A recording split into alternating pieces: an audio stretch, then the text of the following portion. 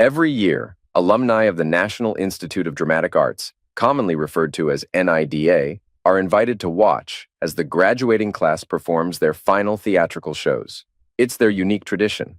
This setup provides an invaluable opportunity for the new graduates, whether they're actors, set designers, costume designers, or involved in other aspects of theater production, to interact with both well-known and less famous figures from the world of entertainment. The graduates seek to gain candid critiques of their artistic efforts and, ideally, forge new professional relationships that could aid their career trajectories.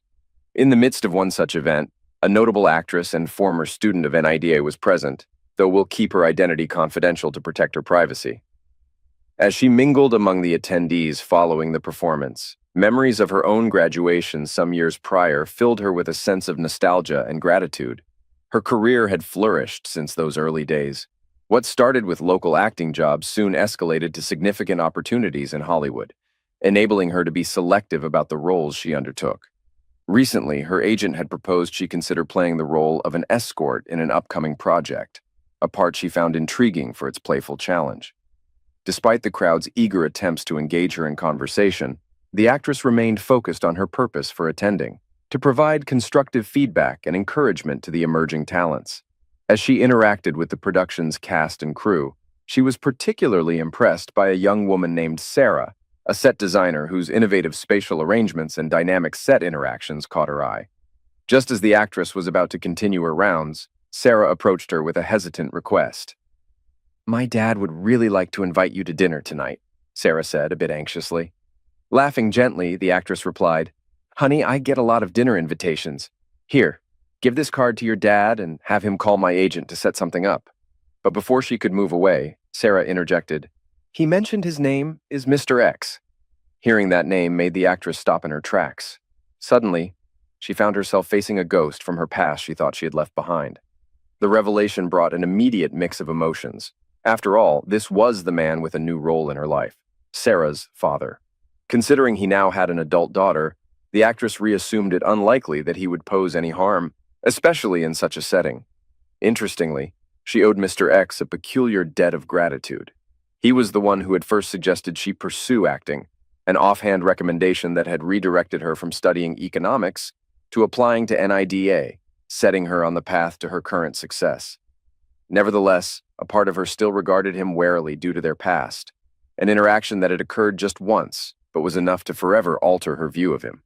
The actress had meticulously prepared for years to protect her reputation should aspects of her past ever surface in the media. She crafted strategies and backup plans, ensuring she could defend herself if her history ever became tabloid fodder. Although she felt strong enough to handle any public controversy, she deeply wished to avoid such conflicts. The idea of having dinner with Mr. X sparked a blend of apprehension and curiosity within her. Given their brief singular encounter years ago, she was intrigued by what might be revealed.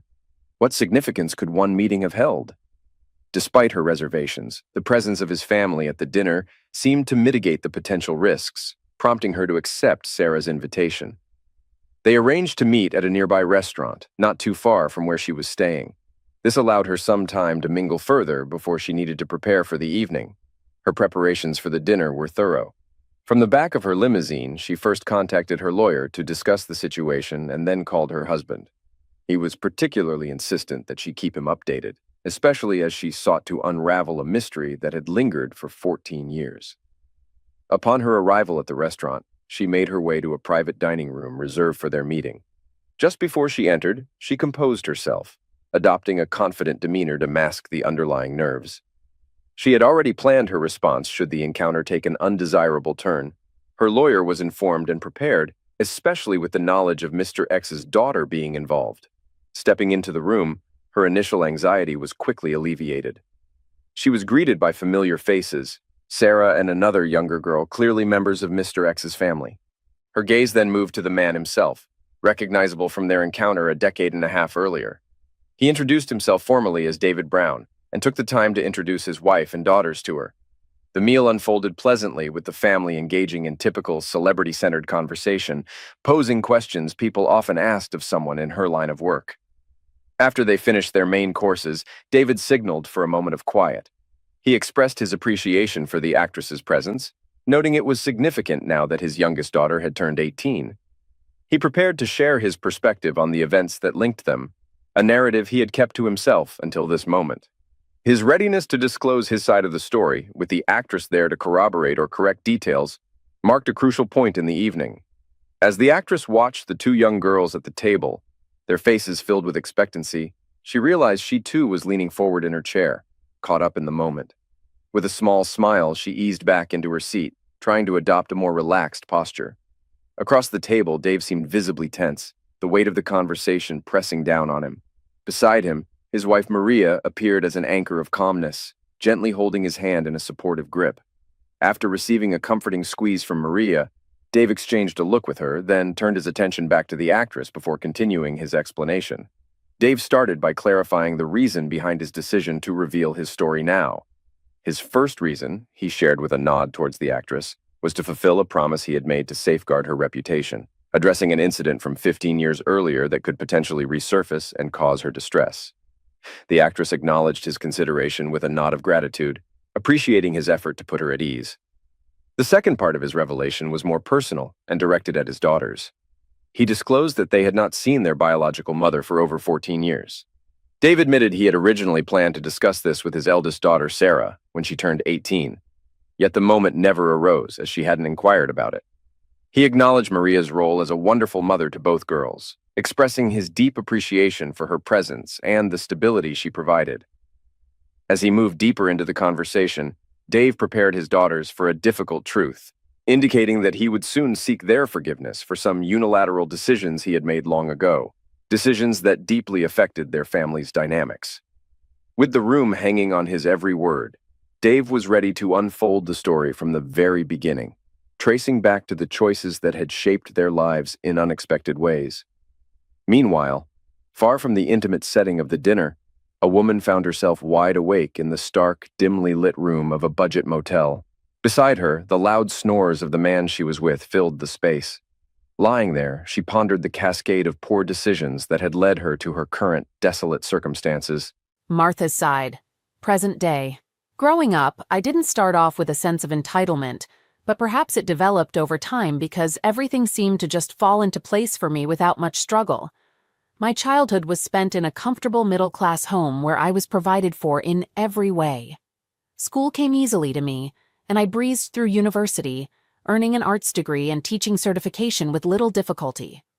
Right out of college, thanks to my father's connections, I landed an excellent teaching position at a reputable school.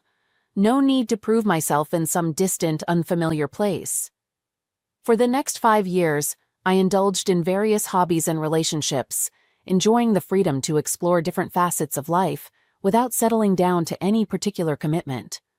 Life was simple and enjoyable, a series of experiences that I dipped into at my leisure. However, when I turned 28, my father, who had advanced in his career to become a chief aide to a federal senator, urged me to consider a more focused path. He himself had ambitions that had plateaued.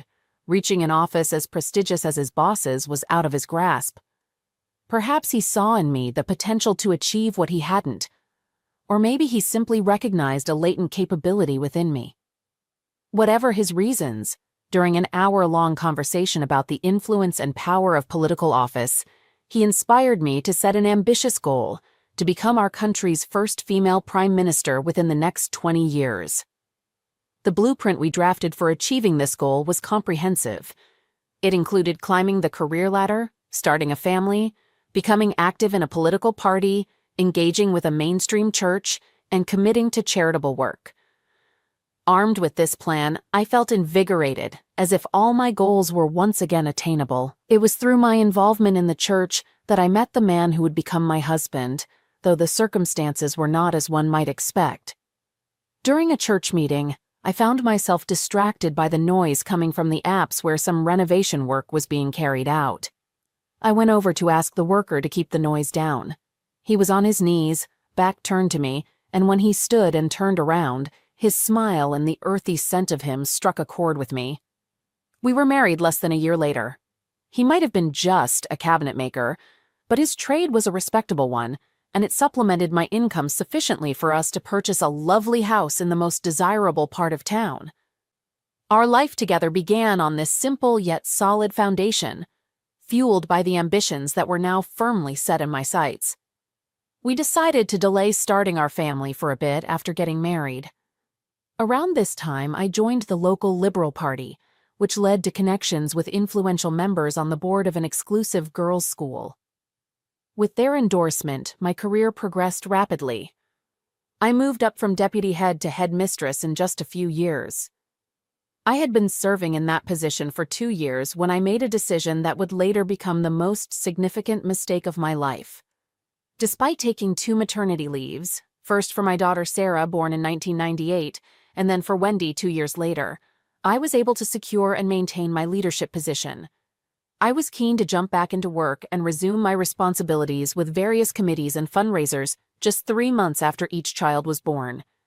However, my father advised me to extend each leave to a year, cautioning that public perception of my role as a mother would be critically judged.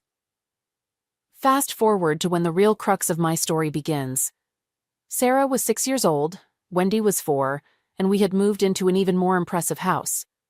By then, I was not only a successful headmistress but also chaired several charity organizations and was deeply involved in church activities, so much so that it seemed the church couldn't function without my input.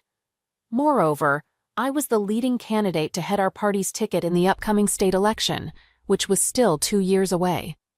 Life was hectic and sometimes exhausting, but also incredibly fulfilling. My weeks were packed with 3 to 4 committee meetings, fundraisers, and the responsibilities of hosting church guests. It was a non-stop whirlwind of activity, and I always had to be camera-ready with a polished appearance and a ready smile. Dave was instrumental in managing our home life. He ran his own business, which allowed him the flexibility to finish work early enough to pick up the girls from school and daycare. He took on the lion's share of caregiving in the evenings and handled most of our weekend social engagements as well. While he was doing all this, I was often out attending to my commitments or catching up on rest to prepare for another busy week. One New Year's, shortly before my marriage began to unravel, I made a resolution to spend more time with Dave and our daughters. However, after being away so much, I felt more like an outsider than a member of my own family. Just as I tried to reconnect, various pressures and demands on my time pulled me away once again.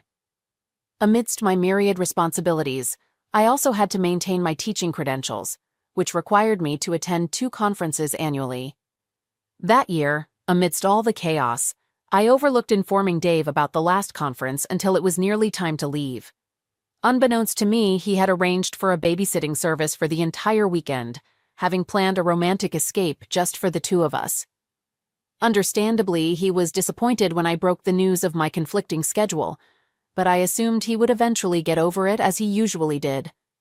Given that the conference would take me away both Friday and Saturday nights, I tried to make amends by promising Dave a special evening together on Sunday. However, his reaction was lukewarm at best. He spoke very little to me in the days leading up to my departure. Internally, I acknowledged the need to be more thoughtful in the future, especially since a divorce at this juncture would have been particularly damaging to both my personal life and my burgeoning political aspirations. On the first night of the conference, Dave didn't call, which I attributed to his ongoing upset. When he finally did call on Saturday night, it was much later than usual, past dinner time. I thought perhaps he was ready to move past his initial irritation. We exchanged mundane updates about our days. I was distracted and aware of the late hour, plus the wine I had at dinner was making me feel its effects. I've never been good with alcohol, easily tipsy after just a little, a 2-pot screamer, as it's humorously known locally. Wanting to ensure I'd be fresh for an early seminar the next morning, I tried to wrap up the conversation quickly. I have to go now, Dave, darling. The first seminar starts at 8 tomorrow morning. Okay. Should I tell the girls you miss them? Of course. Give them a kiss from me. Will do. Say hi to Alan for me. Okay, What? The line went dead after that. Oh, right, I hadn't mentioned Alan yet. To be blunt, Alan had been my lover for nearly a year. Starting an affair wasn't a conscious choice for me, but reflecting on it now, it seems like a natural progression of my mindset at the time. I had achieved nearly everything I wanted, so I guess a part of me thought, why not this too? Alan was part of the PR team hired by my political party to craft my image. Our work meant we spent a lot of time together. He was always setting up my interviews and managing how I was portrayed to the public. One weekend, after we nailed a major charity event, a celebration with too much wine led to us ending up in bed together. The morning after, panic set in. The potential fallout of getting caught loomed large in my mind. I was convinced that any hint of scandal would torpedo my political aspirations instantly. For days, I was hypervigilant, constantly on the lookout for any hint that our secret had leaked, but nothing surfaced. Gradually, my fears subsided, and I allowed myself to relax a little. Yet, the affair wasn't just a one-off mistake fueled by alcohol. It didn't stop after that night. Alan was young, good-looking, and there was a chemistry between us that was hard to ignore. The thrill of the secrecy, the risk, it all added to the excitement. Truth be told, I never really considered breaking it off. Even a year into our affair, our encounters, though infrequent, just a few times a month, remained intensely passionate. I justified it as a sort of reward for the years of hard work and sacrifices I had made. It never crossed my mind to consider the sacrifices Dave had made for our family. Over time, I had developed a sense of entitlement, feeling like I deserved this indulgence. Then came the night it all came crashing down. I was on the phone with Dave, standing in shock with Alan still in my room, realizing the severity of the situation. Alan and I recognized this as the biggest crisis we had faced. In that moment of panic, I started to question how our secret could have possibly come out. We had always been meticulous. Our meetings took place out of town, we used disguises, and I always knew exactly where Dave was to avoid any chance encounters. Whenever we traveled for work, Alan and I would book separate rooms with connecting doors to avoid suspicion. I was always cautious to leave no trace of Alan when returning home. No scent, no stray hairs, nothing that might give us away. I was well aware that if Dave ever suspected infidelity, Alan would be his top suspect, given how much time we spent together. That awareness made us even more cautious during our trysts, except for that one weekend. The trip wasn't strictly political, so Alan had no reason to be at my hotel. But knowing Dave was busy with Sarah's soccer finals all weekend, I figured there was no chance of him showing up. As long as I was careful getting Alan in and out of my room, I thought everything was risk-free. Or so I thought. That's why Dave's casual remarks and my slip-up, whether due to the wine or Alan keeping me up the night before, rattled me to the core. It took me a moment to remember I had a backup plan for this. Even though it was late, I called Daddy and he got his lawyer involved. Looking back, I probably should have handled things differently. Maybe if I had gone straight home, told Dave it was over, and begged for his forgiveness, he might have forgiven me. He was very family-oriented after all. It was just one affair after all. I'll never know if the intense confrontation Dave launched shortly after was inevitable from that point, or if it was my reaction to getting caught that triggered it. Daddy was appalled at my actions and warned me that I had given Dave the power to ruin everything I had worked so hard for. He arranged for me to catch the next flight home and told me to pack and get to the airport. Alan's reaction to the whole ordeal was surprising, though maybe it shouldn't have been. I had pretended to have deep feelings for him to make things more exciting, and his response proved he cared deeply. It was sad to see him begging me to leave my husband and marry him. I apologize for that. Let me provide a more detailed and paraphrased version of the text. This made me stop and think briefly, but not for long. I didn't love Alan. My heart belonged to Dave. Sure, I cared deeply for Alan and enjoyed the attention from a younger man. Having a secret lover was exhilarating, but leaving my husband for him was out of the question. Moreover, having a partner much younger than me, whom I'd leave my husband and break up my family for, would only invite ridicule and likely ruin my career. However, I did feel compassion for Alan, who had fallen deeply in love with me. As a gesture, I promised to visit him once he returned from his trip, after my home situation had settled. Just because Dave had discovered my affair didn't necessarily mean I had to end it, right? Unless Dave insisted and used it against me, I supposed. I'll keep the details brief, but essentially my father, his lawyer, my sister and I arrived at my family home early Sunday morning just as Dave and the girls were about to head out to the zoo. We managed to convince Dave to come back inside the house while my sister took the girls off to the zoo on their own. I was utterly exhausted and completely unprepared for the confrontation that was about to unfold, so I stayed mostly quiet and let my father and the lawyer do most of the talking. Originally, my father had been skeptical about my marrying Dave, given his background as a tradesman. However, over the years, Dave's genuine likability had won him over, and they had become good friends. But in this moment of crisis, my father chose to stand by me without hesitation, which I knew must have been tough on Dave. The conversation that followed was intense. My father began by laying out what he thought were the expectations on me to remain faithful, expectations that he suggested might have been unrealistic, considering our very different backgrounds, incomes, and achievements. Hearing him say that, I felt an overwhelming sense of guilt. It was clear I had caused Dave a lot of pain, and seeing him so hurt made my heart sink. I tried to make eye contact with Dave, hoping to show him how sorry I was, but he wouldn't meet my gaze and just kept staring down at the table, looking utterly defeated. The discussion quickly escalated as accusations began to fly. The air was thick with the threat of legal action. Gag orders, lawsuits for libel and slander were mentioned. Through it all, Dave sat there, his face emotionless, absorbing every word. When my father pressed him for proof of my infidelity, Dave quietly admitted that he didn't have any concrete evidence. He hadn't been sure of anything until my accidental confession over the phone the night before. Reflecting on it later, I realized that all my careful plans to keep the affair a secret had been in vain. It turned out that a friend of Dave's had overheard Alan boasting about being with me and had tipped Dave off.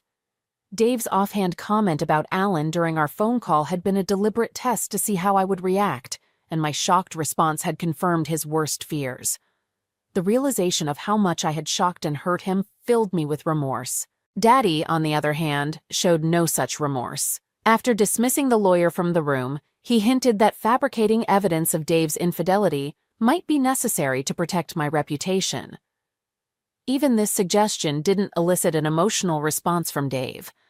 I actually thought he had completely shut down emotionally until the lawyer returned and started talking about how mothers usually get custody, and how fathers these days often only get to see their kids every other weekend.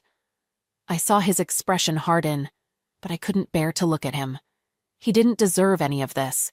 He loved his daughters deeply, spent every possible moment with them, and showered them with affection. That's why I could afford to be away from home so often. The confrontation ended with Dad informing Dave that myself and the girls would stay with him for a few days. Dad wanted Dave to experience how lonely life would be without us, as a warning. We were supposed to return Tuesday evening, just in time for our annual masquerade party. Dad assumed Dave would act like everything was normal by then and not ruin such a big event meant to showcase our happy family. As a final jab, Dad assured Dave I would have his full financial support, while making sure Dave struggled financially with limited access to good legal advice. Dad didn't hold back.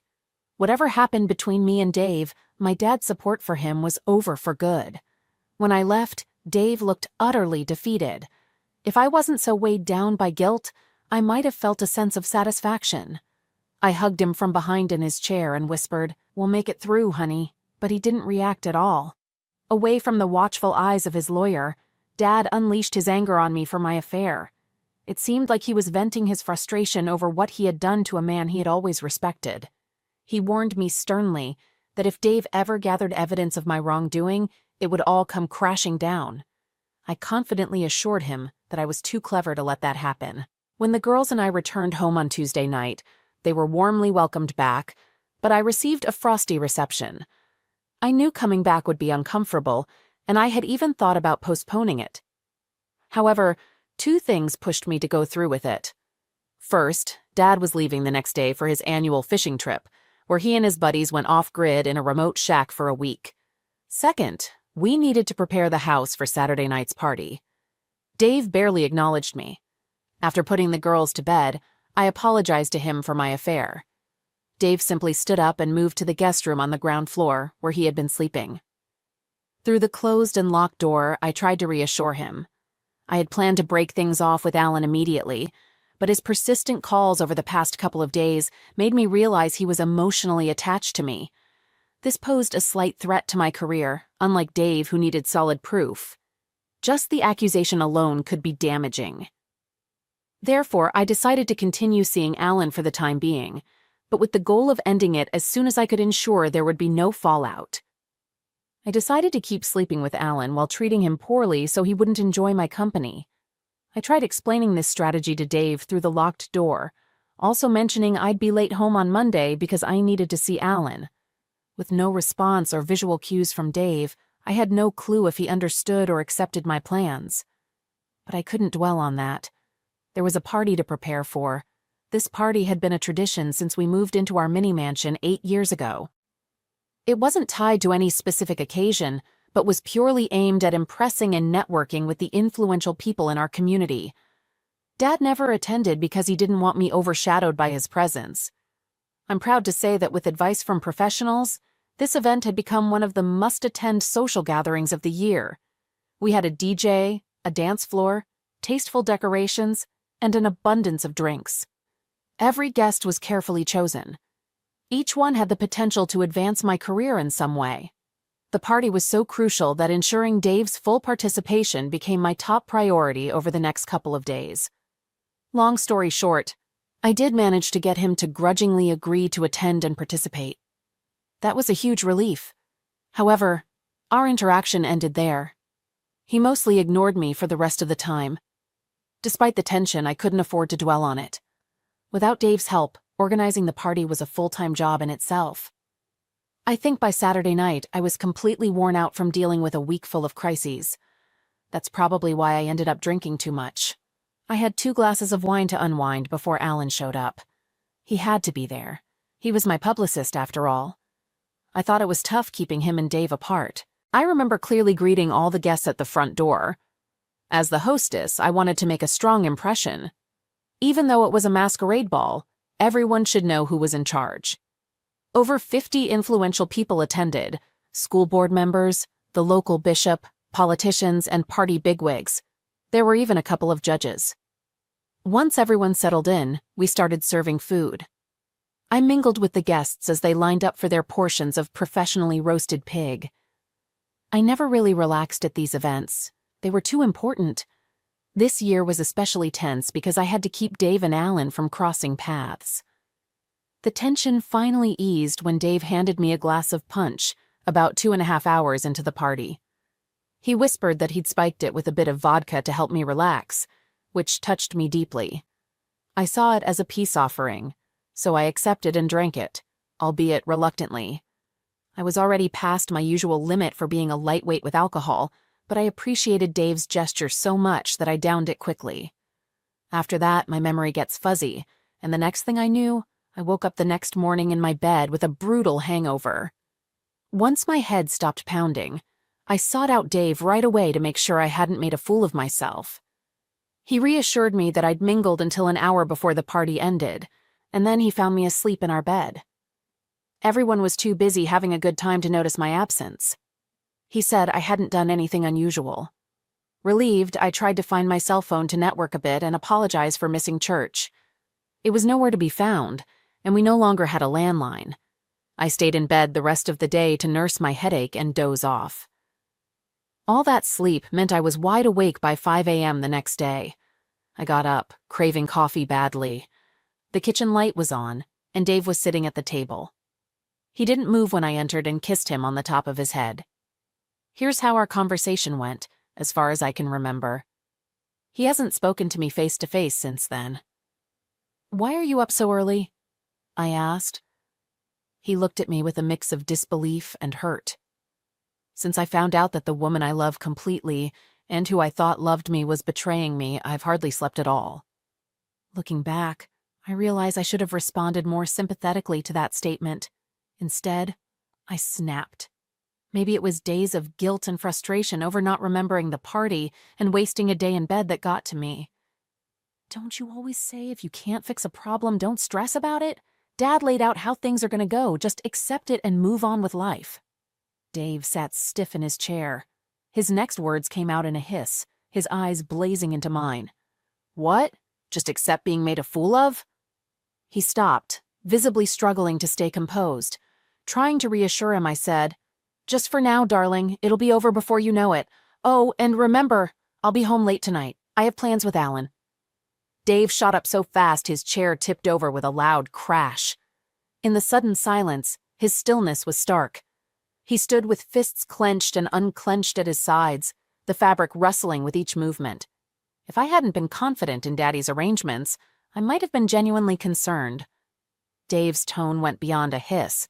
He was practically spitting. "Do you really think I'll accept being a man who's been publicly embarrassed? A man with no pride and no choices? Do you? Your dad may live by that motto. If you have someone by the balls, their hearts and minds will soon follow. But I'm not wired that way, and never will be." With that, he stormed out for his morning run. I sat there, mulling over his words. Was there something I hadn't considered? Did he have any option but to comply with the situation? I didn't think so. Shaking off those thoughts, I began searching earnestly for my phone. Eventually, I found it. But the battery was dead, so I plugged it in to charge. As a small gesture of reconciliation, I made Sarah's school lunch and prepared for my day at work. The kids were up and about before Dave returned home, so we didn't get a chance to talk further.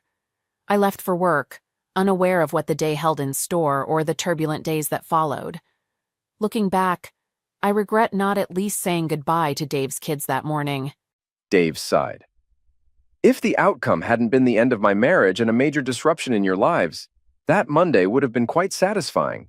You've heard about what your mom did to me, and it's crucial that you understand my actions afterward and why I took them.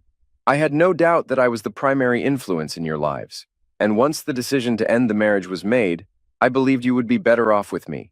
I always knew your mother was ambitious and self-centered, but until then, I was proud of her achievements and overlooked her flaws as a wife and mother. That all changed with her affair. Her insistence on continuing it confirmed to me how self-centered she had become. The problem was that I couldn't count on the courts to agree with me. I consulted several lawyers, and each one told me my chances of gaining primary custody were slim. However, they all agreed that if I could get Martha to leave the family home, my chances would greatly improve. I knew I had to do something drastic enough to make her leave. Ironically, it was Martha's father and lawyer who unintentionally gave me the solution. They were so focused on blocking my options that they inadvertently pointed me toward a path they didn't consider. They thought they had left me with a palatable option, but it wasn't acceptable to me. They were law-abiding citizens and didn't see the drastic step I took as a viable possibility. "So what did you do, Dad?" "I'll explain. Let me start with the phone calls I received from your mother that day. The first call came just after 9 a.m. It was 9:06 a.m. when the first call came in. Dave speaking. "Dave, it's me. Alan's boss just rang. He said because of what happened with Alan at the party, his company won't represent me anymore. If this gets out, it could ruin my chances for pre-selection." "What happened? What did they say I did to Alan? They wouldn't tell me." "It's not alleged, dear. You need him in the groin in front of about 30 people. I have it all on video from the security cameras if you want to see." "I didn't. Sorry, dear, I have to go." By 10:23 a.m., the second call had Dave answering again. Dave speaking. "Dave, what are you hiding? The diocese secretary just called. They want me to resign from all church committees, not just step down from chairing them, but leave them completely. They wouldn't say why. What happened Saturday night? What did I do after I got too drunk? I think the bishop ordered them to cut ties with you immediately because he caught someone doing something inappropriate with you in our downstairs bathroom on Saturday." "What? Why?" "Sorry, dear, I have to go." Then, at 10:42 a.m., the third call struck another blow. "Oh, Dave, I just listened to my voicemail. Half my contacts called to tell me how awful I am and asking why I did that to you." "Do what to you, Dave? What are they talking about?" "I'm not sure, dear. Maybe they're talking about you dancing provocatively, or rather, practically having closeness with that guy on the dance floor. They felt a bit embarrassed for me seeing that. Or maybe it's because when they asked why I didn't intervene, I told them you insisted on your right to sleep with other men and threatened to destroy me and our family if I objected publicly." "You didn't." "I certainly did. You and your dad thought you had me cornered with only one choice: to go along with your twisted plan. I found another way, though, even if it meant enduring some public humiliation. Okay, maybe a lot of humiliation after tomorrow's newspaper hits. But Dave, when I asked you on Sunday if I behaved myself during the times I couldn't remember, you said yes. I think you heard what you wanted to hear, dear. What I actually said was you didn't do anything out of character, and I stand by that. But I've been led to believe that all promiscuous women behave that way. I, I, I don't know how I could have lost control like that. Can you call the bishop and others to explain it wasn't really me? That I lose control when I drink too much? Why should I do that for you, dear? Because you're my husband, and husbands defend their wives. Like you defended me when your dad and his lawyer described how they'd destroy me if I didn't let you sleep with other men? Dave, you know it wasn't like that. I messed up and tried to fix things as fast as possible. I only slept with Alan, and it was going to be just once or maybe 2 more times. 3 tops. Dave, can you come home so we can talk? I'll be here for another hour. The head of the school board is coming to see me. Yes, I know what she wants to discuss. She and most of the board were there Saturday night, remember? I don't think you'll have much luck. She went through a messy divorce a few years back when she caught her husband cheating. And just so you know, I'm already home. I just finished talking to the local newspaper and TV stations. I even gave them footage from the security cameras. So, unless there's something else, I need to figure out if there's any part of your life left that I haven't completely ruined yet. Present day, Dave finishes his story. After that, there was nothing but silence on the line. I went to work and picked you girls up after. When we got home, it was clear your mom had been back briefly, packed some clothes, and left in a hurry. She even left the front door wide open. She went into hiding in another state, staying with one of her sisters. She was too embarrassed to be seen in public for months. By the time she resurfaced, the judge had ruled she abandoned the family home, so custody was awarded to me. Did her father try to help her? No, not really. He called once to threaten me when he got back from his fishing trip, but I think his boss told him to keep his distance from his daughter or resign. He chose to retire. Maybe he couldn't afford lawyers, or they told him it was a lost cause. I'll never know. We never heard from his legal team again. I hate to admit it, but he was still begging to see his grandchildren when he passed away from a heart attack about a year later. Your birth mom begged me a few times to bring you girls to where she was hiding. But by then, I had met Maria, the mom you know, and didn't want to confuse you. I heard she fell in with a rough crowd after that, and I lost touch with her. If you want, I can try to find her contact info if you're interested in reaching out to her. Neither of the young adults seemed particularly interested in that offer. And that's why, girls, you shouldn't drink. All eyes turned toward the actress. Girls, with what your dad just told us, I think I know what happened and why he invited me here today. You see, he once promised to tell me the whole story. Honestly, I'm surprised this hasn't been splashed across the tabloids before now. Before I continue, promise me you won't repeat anything I say. After waiting for nods of agreement from everyone, she continued. I never thought I'd be an actress before your dad suggested it. Like many orphans, I struggled financially in college. I ended up doing some high-end escort work. A friend got me into it. And before you judge, I mean escort in the traditional sense, accompanying guys on dates.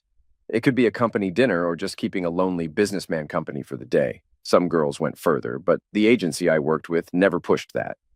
Besides, I didn't need to. With my looks and what I'm told is my bubbly personality, I was in demand. Anyway, one day my agents arranged a meeting with a guy who introduced himself as Mr. X, your dad. We met once and he said I fit the bill. I always wondered why he picked me. She looked at Dave, waiting for an answer. Because I scoured all the escort websites until I found someone who could pass as my ex-wife at a masquerade party. Sure. Well, I was going to decline, but the amount of money your dad offered made me change my mind. I wouldn't have done it, but your dad said I could bring my boyfriend along too. The actress paused to sip her drink, carefully considering her words to ensure they wouldn't harm her career. Your dad instructed me to be near a specific address at 9 p.m. When he called, Kent and I walked from our car to the back gate where your dad let us in. He handed me a dress and a mask.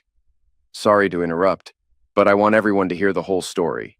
The party was in full swing and almost everyone was quite tipsy. That might have been helped by me spiking the punch bowl with 2 bottles of vodka. It was amusing watching her trying to play the perfect hostess while keeping a close eye on me and her boyfriend. I noticed she was drinking steadily, so I timed when I gave her the spiked drink pretty well, I think. I crushed up 3 of her own sleeping pills and slipped them into a glass of punch. I even mentioned the vodka to her. It took about 10 minutes, but once I saw her stumbling, I gently guided her to our bedroom. She fell asleep quickly, so I removed her dress and mask. The final touch was for you to wear the same perfume she always used. The actress nodded as if this all made perfect sense, then continued her story. I put on the dress. It wasn't a perfect fit, but no one seemed to notice. I dabbed on a bit of the perfume and donned the mask. I expected to be escorted to the party on your dad's arm while Kent entertained himself, but it was even stranger than that. After some brief instructions, your dad instructed Kent and me to enjoy ourselves, act like a couple, but avoid talking to anyone. Following that last bit was a bit tricky, but we opted to hit the dance floor to discourage chit-chat. Let's just say Kent and I danced very intimately, and that jerk had his hands all over my rear end. I kept glancing around, and most people were looking at us uncomfortably, then looking toward your dad. He didn't seem to be paying us any mind. There was one guy who kept trying to cut in on Kent, but your dad had warned us not to let him. After about 5 dances, I went to the restroom, and Kent, the randy jerk, followed me in. After I finished up, he hoisted me onto the sink so my rear end was perched on the vanity, then kissed me and lifted my dress, and, well, I can't believe I'm admitting this, especially to you girls, but he touched me.